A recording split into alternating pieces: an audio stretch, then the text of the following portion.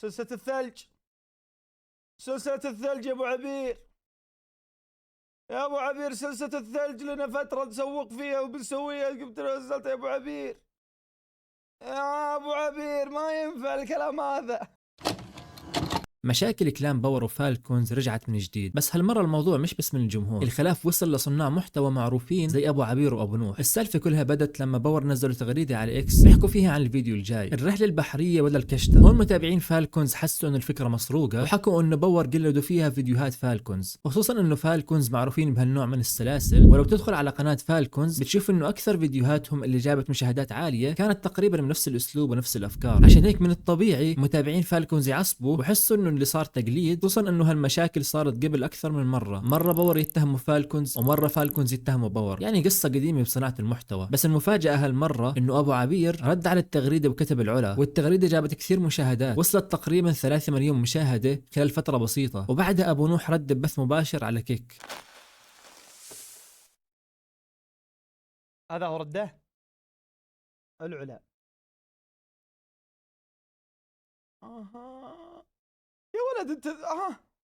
سلسلة الثلج، سلسلة الثلج يا ابو عبير، يا ابو عبير سلسلة الثلج لنا فترة نسوق فيها وبنسويها، قمت نزلتها يا ابو عبير.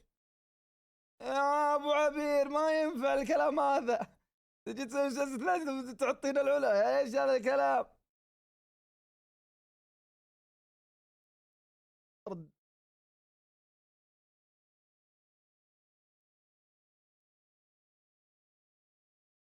لا رد ما راح ارد، ما راح ارد. الله يوفقك.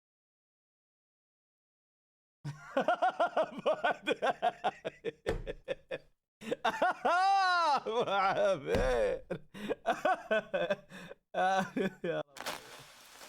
يا بطني. فاكتبوا لي بالكومنتات لو بتشوفوا انه الموضوع تقليد الافكار ولا كان الفيديو مختلف عن فيديوهات فالكونز. انا بالنسبه لي بصراحه دام الجمهور مستمتع بباور وفالكونز فعادي لو قلدوا افكار بعض، بالنهايه الجمهور هو المستفيد الاخير وراح يستمتعوا بالاثنين. بس مشكله اكس حاليا انه بتلاقي فيه هجوم من الفرق على بعض، وهذا الاشي ممكن يخرب العلاقات بين صناع المحتوى سواء بباور او فالكونز. فيا ريت الجمهور يوقف هذا الاشي. وعلى سيره صناعه المحتوى والبثوث، اكثر بث عشوائي ممكن تشوفه بحياتك هو بث شونغ. بالبث المباشر على كيك فجاه حط وثائقيات عن الحيوانات، بتحسوا شاري راحة باله عن المشاكل هاي كلها. لو وصلت لهاي النقطة عزيزي المشاهد لا تنسى تعمل اشتراك بالقناة عشان نوصل 4000 مشترك بأقرب وقت. الخبر الجديد لليوم في فيديو متسرب لسلسلة فالكونز برمضان، المتابعين صوروا أعضاء فالكونز وهم متواجدين بالحرم، ومن الواضح انه هالمقطع جزء من فيديو راح ينزل برمضان.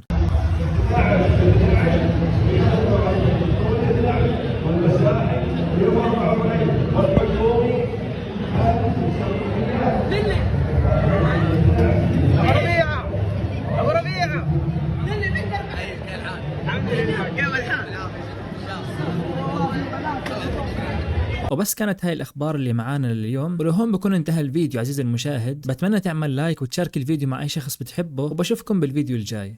إن الله وملائكته يصلون على النبي يا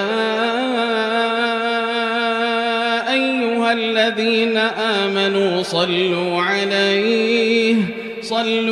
عليه وسلموا تسليما.